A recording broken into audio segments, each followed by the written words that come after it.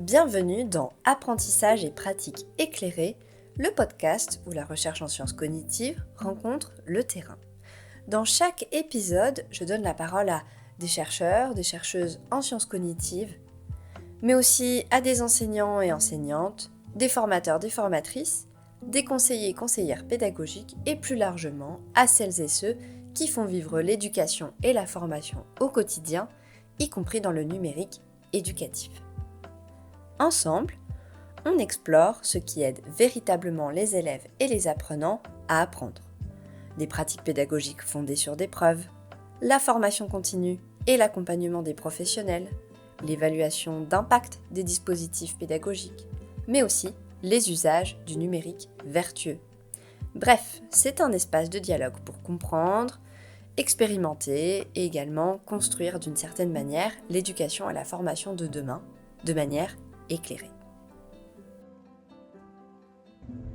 Aujourd'hui, je vous propose des éclairages du labo pour explorer plusieurs notions ou résultats de la recherche en sciences cognitives sur un sujet aussi fascinant que piégeux, les neuromythes.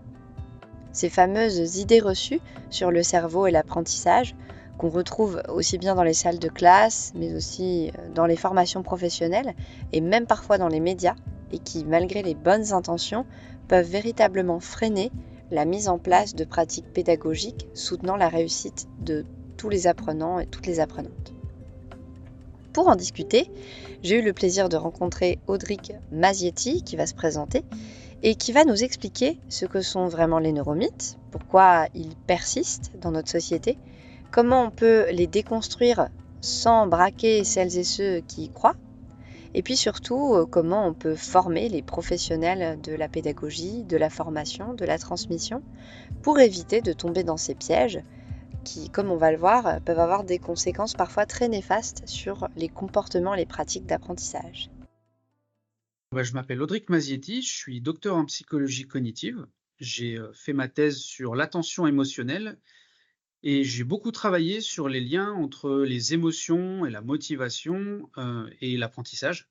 J'ai commencé ma carrière à l'université en tant qu'assistant de recherche, où j'ai beaucoup travaillé sur le développement de parcours pédagogiques à distance notamment, ce qui est un gros défi pour la motivation. Et ensuite, j'ai intégré l'Université catholique de Lyon en tant que directeur pédagogique de leur école de commerce, l'ESDES. Et dans le cadre de cette mission, j'applique les principes que j'ai étudiés en psychologie cognitive. Je développe des parcours pédagogiques, des progressions pédagogiques et des dispositifs d'apprentissage qui permettent d'impliquer et de garder motivés les étudiants dans un contexte qui est quand même de plus en plus compliqué, avec la digitalisation de l'enseignement, le retour assez déçu d'un enseignement à distance, et puis l'explosion de l'intelligence artificielle qui représente quand même le gros défi d'aujourd'hui.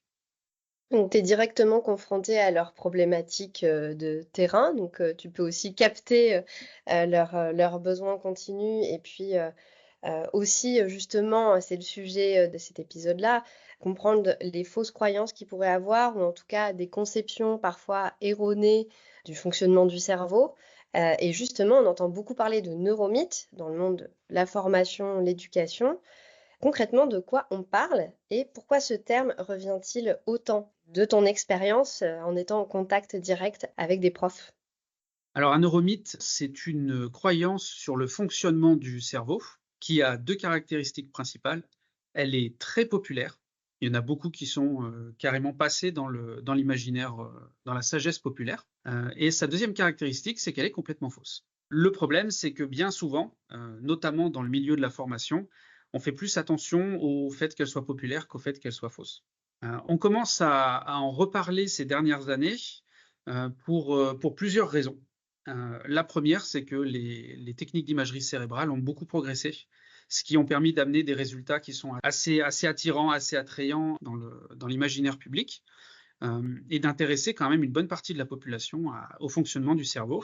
Et puis, je pense que c'est aussi l'occasion de mettre en lumière un nouveau levier pédagogique dans un monde de la formation qui est quand même confronté à de nombreuses difficultés, et notamment le fait que nos apprenants, alors c'est très très large apprenants, hein, ça va des élèves jusqu'à la formation professionnelle, nos apprenants sont de plus en plus dans la posture de consommateurs qu'il est difficile d'engager, qu'il est difficile d'impliquer. Et en réponse à ça, effectivement, les formateurs sont vraiment à la recherche de leviers le plus efficace possible. Et le fonctionnement du cerveau semble être très très prometteur. Tu soulignes le fait que ça part d'une bonne intention, hein. L'idée, c'est de pouvoir, on parle beaucoup d'innovation pédagogique, hein. Ça aussi, c'est un terme qui commence à être difficile à appréhender. On a accès à de plus en plus d'informations, tangibles et fiables, issues de la recherche. Mais à côté de ça, il y a des fausses croyances qui continuent toujours de circuler et les problèmes auxquels sont confrontés, les formateurs et les enseignants continuent de grandir également. Donc, comment on peut expliquer, ce phénomène-là et qu'est-ce qui fait que ces neuromythes ont la peau dure surtout? Ce qui fait que les neuromythes ont la peau dure, c'est déjà que tous les neuromythes ne se valent pas. Ils n'ont pas tous la même origine. Quand vous regardez sur les réseaux sociaux, il y a souvent une image qui ressort qui dit qu'il y a une étude de Cambridge qui montre que pour comprendre un mot, ce qu'il faut, c'est que la première lettre et la dernière lettre soient à la bonne place, mais que l'ordre des lettres à l'intérieur du mot n'a aucune importance. C'est une idée qui aujourd'hui n'est plus très populaire, mais qui a eu quand même son heure de gloire. Ça, c'est un type de neuromythe qui disparaît assez vite parce que c'est juste un canular, en fait. Il y avait une obscure Mmh. étude qui a été faite à Cambridge il y a très très longtemps, qui n'a jamais été étayée, et puis derrière, des gens ont brodé un canular. Il y a aussi certains neuromythes qui sont issus de pratiques commerciales douteuses.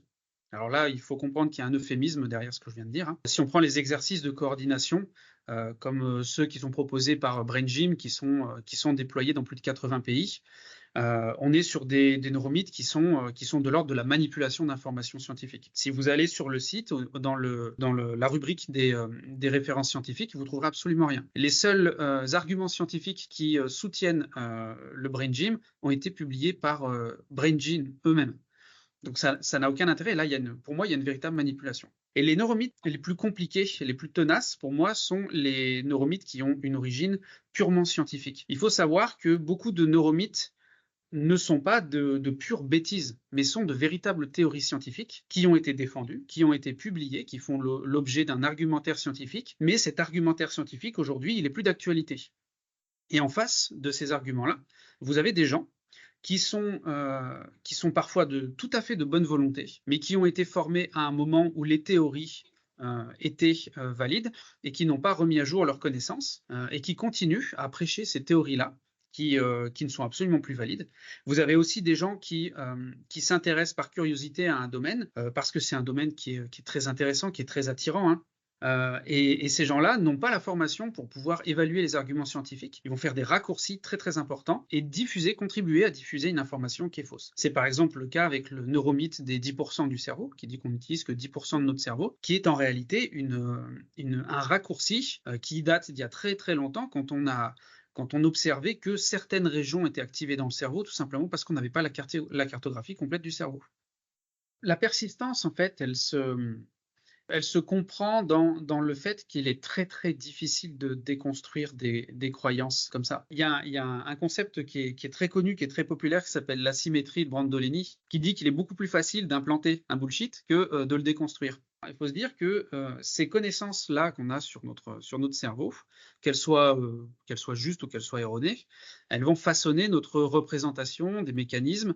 Par exemple, pour un formateur, elles vont façonner sa façon de percevoir les mécanismes d'apprentissage chez les apprenants. Et remettre en cause ces idées et repartir sur des bases plus saines au niveau théorique, ça nécessite un exercice qui est très compliqué, qui consiste à déconstruire totalement la représentation qu'on a du phénomène en question pour en reconstruire une plus juste. C'est coûteux en énergie, c'est stressant, les gens n'aiment pas faire ça en fait.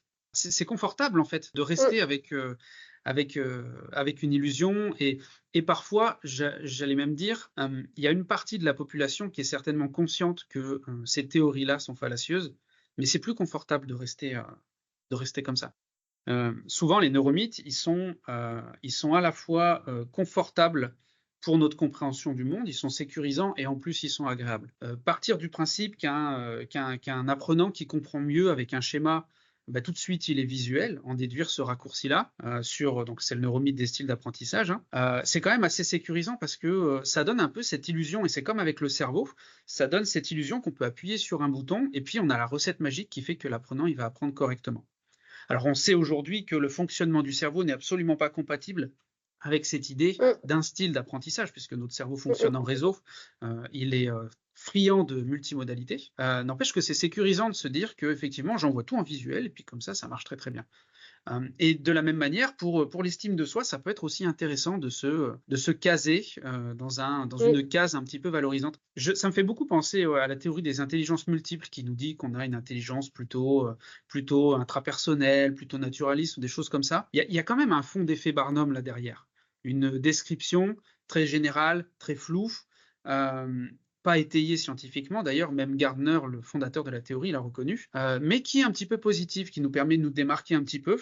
On va tout de suite l'adopter parce que c'est intéressant. Moi, je suis de cette intelligence-là, donc je suis pas pareil que toi, sous-entendu, je suis différent. Mm, Et en fait, mm, mm. c'est très confortable. Oui, en fait, ça légitime notre singularité d'une certaine manière, parce qu'on a envie de se croire particulièrement singulier, notamment dans l'apprentissage, alors même que le mécanisme, quand on s'y intéresse et quand on regarde toute la recherche, c'est c'est plutôt universel. Et donc, je pense qu'on cherche à tout prix à, voilà, à avoir cette singularité. Puis pour moi, il y a un effet un peu horoscope là sur les intelligences multiples. Après, on s'auto-convainc que c'est effectivement ça qui est la bonne méthode et notre manière de fonctionner. Et puis en fait, on s'interdit toute autre modalité d'apprentissage ou toute autre manière de faire et on vient plutôt justement générer des effets négatifs. Et c'était ma prochaine question. Est-ce qu'on a du recul sur les effets délétères que ça peut avoir de se baser complètement sur des neuromythes dans les pratiques pédagogiques, même si ça part d'une très bonne intention, évidemment. Alors, dans les pratiques pédagogiques, on n'a pas de preuve vraiment directe que enseigner un neuromythe provoque une baisse de la performance Mm, mm, d'apprentissage.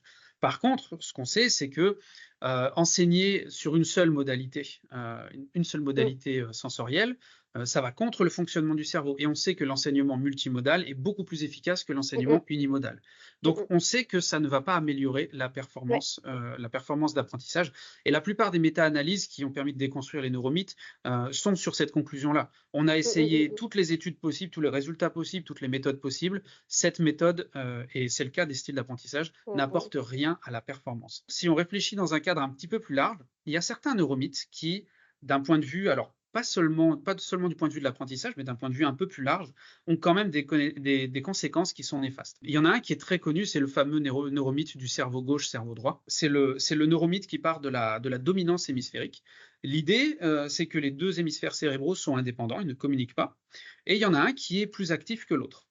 Et il se trouve que, parce que le neuromythe dérape sur un autre neuromythe, qui dérape sur un autre neuromythe, il se trouve que de ces deux hémisphères, le fonctionnement n'est pas identique. On a un hémisphère qui est plus rationnel, plus scientifique, on a un hémisphère qui est plus créatif et plus dans l'émotionnel.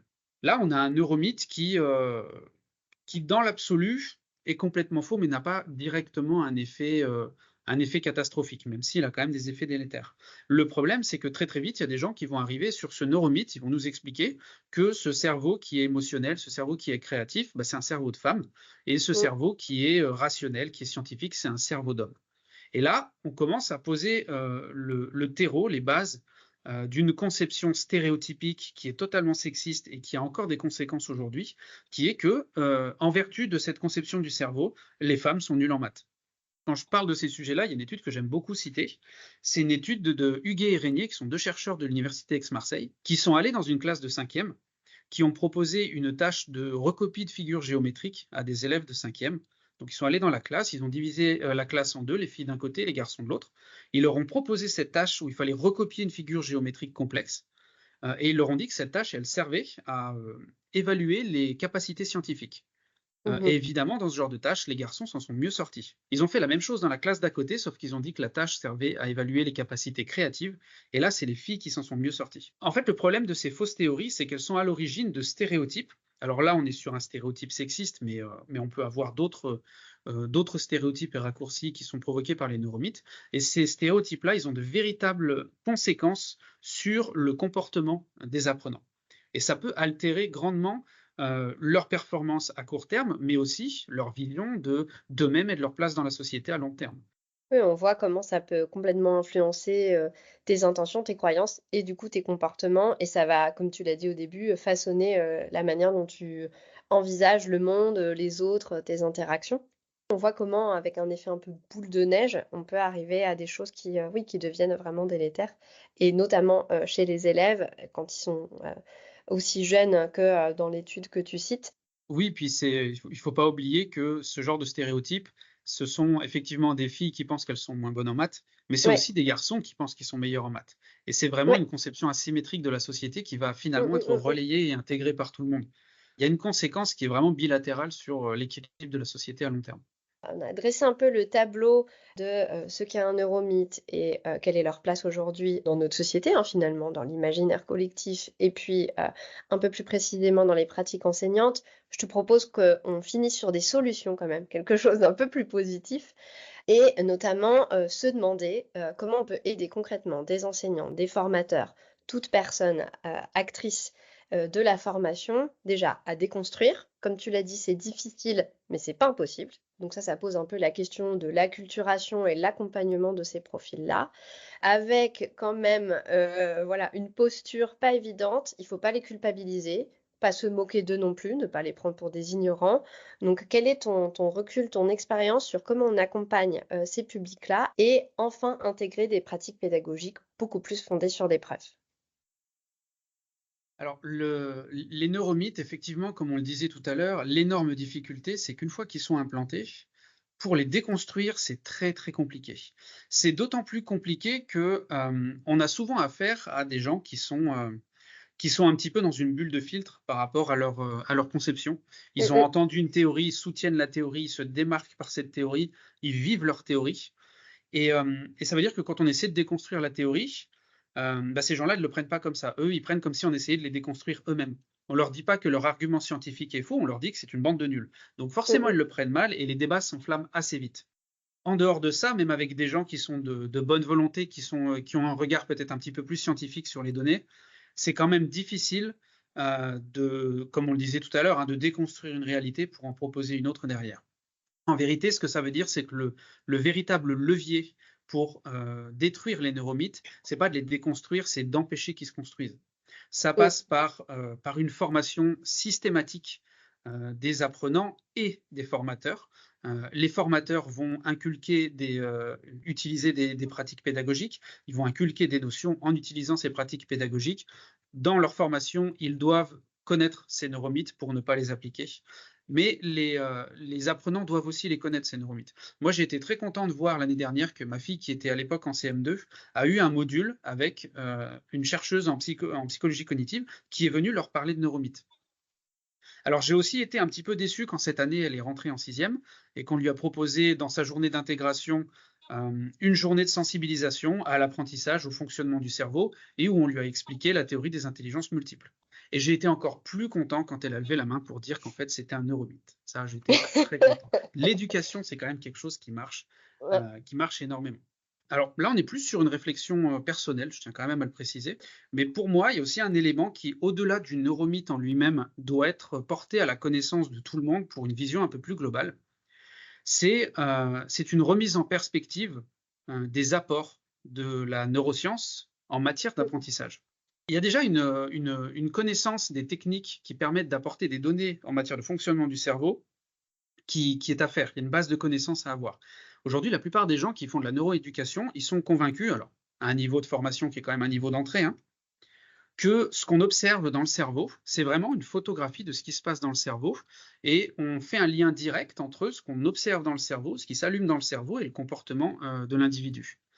Euh, à aucun moment, ces gens qui se forment, à aucun moment on leur dit qu'en réalité, ce qu'on observe et qu'on observe comme une activation du cerveau, c'est le fruit d'une hypothèse qui a été interprétée dans un autre cadre théorique qui est lui-même une hypothèse, et le lien qu'on fait entre l'activation cérébrale et le comportement de l'individu, c'est le fruit d'une autre hypothèse. Donc penser que en stimulant un réseau de neurones particulier, on va provoquer un comportement d'apprentissage particulier, en réalité, ça tient complètement de l'illusion. C'est un raccourci. Moi, j'aime beaucoup la position d'un chercheur qui s'appelle Édouard Jantas, qui travaille à l'Université de Genève là-dessus, qui a écrit un livre, Le véritable apport de la neuroscience en éducation, qui explique qu'effectivement, en fait, le pouvoir prédictif et le pouvoir d'action de la neuroscience en matière d'amélioration des pratiques pédagogiques, il est extrêmement faible. Parce que tout ça, c'est de la donnée indirecte et c'est de Mmh l'hypothèse. mh. Je vous rappelle quand même qu'il y a certaines études qui ont montré des activations cérébrales quand on présentait des images en IRM à un saumon qui était mort depuis 4 jours, juste avec le cadre hypothétique d'interprétation des images IRM. On est sur de la donnée qui est le pur fruit d'une hypothèse. Et il y a quelque chose qu'il faut bien remettre en perspective, c'est que si on veut améliorer le comportement des individus en matière d'apprentissage, notre objet d'étude, ça devrait être le comportement des individus. Et dans ce Mmh. cas-là, on serait plus à étudier les facteurs et les mécanismes de pensée, les grandes fonctions cognitives, donc là, plus en psychologie cognitive, que réellement étudier les activations cérébrales. Est-ce que ça veut dire qu'il faut laisser les activités cérébrales de côté? C'est pas ce que j'ai dit. Il y a des études très intéressantes qui nous ont permis de voir très clairement que quand on prend ces notes sur une feuille de papier, on a tous les réseaux cérébraux liés à l'apprentissage qui s'activent, ce qui n'est pas le cas quand on les prend sur un clavier d'ordinateur. Ces mêmes activations cérébrales qui nous ont montré il y a quelques semaines à peine que quand on fait une tâche en utilisant de l'intelligence artificielle, le cerveau est beaucoup moins activé que quand on ne l'utilise Mmh. pas. Et quand on fait juste après une deuxième tâche où on n'utilise pas l'intelligence artificielle, le cerveau ne se réactive pas. Mmh mh, Donc il y mmh. a quand même un apport. De là à tirer une conclusion et une ligne directe entre l'activation cérébrale et le comportement de l'individu, il y a un raccourci qu'à mon avis on ne devrait pas faire. Donc si je résume en gros ce que je viens de dire, éduquer les gens, que ce soit les apprenants ou les formateurs, à reconnaître et à ne pas tomber dans le piège des neuromythes, c'est une chose, mais je pense que d'un point de vue plus global, les formateurs devraient aussi remettre en perspective le véritable apport des neurosciences en matière d'apprentissage. Ça pose la question de la complémentarité entre ces 2 disciplines qui sont à l'intérieur d'un plus grand champ disciplinaire que sont les sciences cognitives et sans tomber dans une forme de concurrence. Voilà, entre les 2 qui a tort, qui a raison et qui est plus légitime pour, dire, pour, en tout cas, mettre la lumière sur les pratiques pédagogiques efficaces. Je pense qu'il y a peut-être quelque chose à penser en 2 temps. Les neurosciences, vont un petit peu, nous permettre de comprendre ce qui se passe dans la boîte noire, là où la psychologie cognitive, comme tu l'as dit, vu que l'objet d'étude, ça reste les comportements et finalement, les performances d'apprentissage, hein. Pour l'avoir fait pendant ma thèse, bah, je m'intéressais à des pourcentages de transfert, pourcentages de rétention. C'est des données qui sont assez fiables pour permettre de contraster, différentes méthodes pédagogiques, beaucoup plus que si j'avais mis les gens dans un scanner IRM. En tout cas, ça ne me disait pas grand-chose de leur capacité de rétention. Si tu avais un message à faire passer à tous ceux qui forment, qui enseignent, qui font de l'ingénierie pédagogique, qui conçoivent des dispositifs d'apprentissage, qu'est-ce que tu aimerais partager, avec eux? D'une manière générale, depuis le temps que je fais de la pédagogie, que ça soit en tant que moniteur quand je faisais ma thèse, en tant qu'assistant d'enseignement, en tant qu'enseignant, en tant que directeur pédagogique, quel que soit le défi, que ça soit la digitalisation de l'enseignement avec le Covid, que ça soit les neuromythes, que ça soit l'intelligence artificielle, j'ai toujours observé la même chose. On a toujours des nouvelles pratiques qui arrivent et qui, a priori, vont révolutionner notre pédagogie. Et en fait, quand on commence à gratter un petit peu, quand on commence à réfléchir, à voir les choses, ça nous renvoie toujours, systématiquement, sans exception, aux fondamentaux de notre pédagogie. Mmh. Les IRM, les scanners, les logiciels, on peut tout prendre. En fait, ça changera jamais les piliers de base de notre pédagogie. Rendre nos étudiants actifs, leur donner, nos étudiants, nos apprenants même, rendre nos apprenants actifs, leur donner des feedbacks, leur donner des progressions qui sont claires, leur expliquer où ils en sont, où ils vont, d'où ils viennent, leur donner des ressources riches et variées, les faire expérimenter. En fait, on a toujours les mêmes leviers d'apprentissage. Et il n'y a pas besoin d'avoir un scanner, d'avoir un IRM, d'avoir des neurones qui s'activent à l'écran pour savoir qu'il y a un étudiant qu'on va intéresser, pour qui on va rendre l'enseignement pertinent, un étudiant qu'on va rendre actif, et à qui on va faire expérimenter les choses et comprendre les grands concepts et même peut-être dérouler lui-même, développer les grands concepts. Cet étudiant-là, il va être beaucoup plus performant qu'un autre. Et, euh, et en fait, ça a toujours été le cas, et peu importe les méthodes qui arrivent, ça se vérifiera toujours. Et de ce point de vue-là, moi, je trouve que c'est super rassurant, parce que quel que soit le contexte, celui de la digitalisation, celui des neurosciences, on en revient toujours à la même conclusion, c'est la relation pédagogique qui lie un formateur et l'apprenant qui fait tout le travail en fait. Et c'est cette relation-là qu'il faut investir. Et c'est pas la peine d'aller voir des éléments qui peuvent être intéressants par ailleurs, hein, je ne dis pas qu'il faut les rejeter, mais ça révolutionnera jamais notre pédagogie parce que les fondamentaux, on les connaît. On a seulement des nouveaux outils et puis, des nouvelles technologies, par exemple, qui viennent s'engouffrer, dans les failles de notre Mmh. pédagogie Mmh et mh. ces technologies, elles sont peut-être de plus en plus, intransigeantes. On prend l'intelligence Mmh. artificielle, par exemple, la moindre faille de notre pédagogie, elle va s'engouffrer dedans. C'est pour Mmh ça qu'on a mh, des mmh. étudiants qui, aujourd'hui, font leurs devoirs avec de l'intelligence artificielle. Est-ce que nos étudiants sont des tricheurs? Pas forcément, en fait. Est-ce que la technologie, en fait, est-ce que le besoin d'apprentissage, est-ce que la pédagogie d'aujourd'hui, elle est désuète? Non, c'est juste que les évaluations qu'on propose à nos étudiants sont pas les bonnes. Est-ce que c'est arrivé avec la technologie? Non. C'était déjà le cas avant, c'est juste que ça se voyait pas parce qu'il y avait pas la technologie. Les neuromythes, c'est exactement la même chose. On va aller chercher des choses qui sont très, qui paraissent absolument géniales, mais qui en réalité ont un pouvoir d'amélioration pédagogique qui est très, très faible et on va bousculer toutes nos pratiques. Non, tout ça, ça devrait nous recentrer sur nos pratiques et nous ramener aux fondamentaux de la pédagogie. Et encore une fois, hein, c'est vraiment pour moi l'élément le plus important. Tout réside dans la relation pédagogique entre l'apprenant et le formateur. Le reste, c'est des à côté. Merci d'avoir écouté cet épisode d'apprentissage et pratique éclairée. Ce podcast fait partie des actions de sensibilisation portées par Cogix dans le cadre du projet Siconum, soutenu par l'État dans le programme France 2030, opéré par la Caisse des dépôts. Le projet Siconum, qui réunit 17 partenaires dont Cogix, vise à intégrer les apports des sciences cognitives dans l'éducation et la formation numérique afin d'améliorer les méthodes de transmission et les outils d'apprentissage. Cogix est une agence de conseil et de formation qui mobilise les sciences cognitives pour adapter le travail au fonctionnement humain.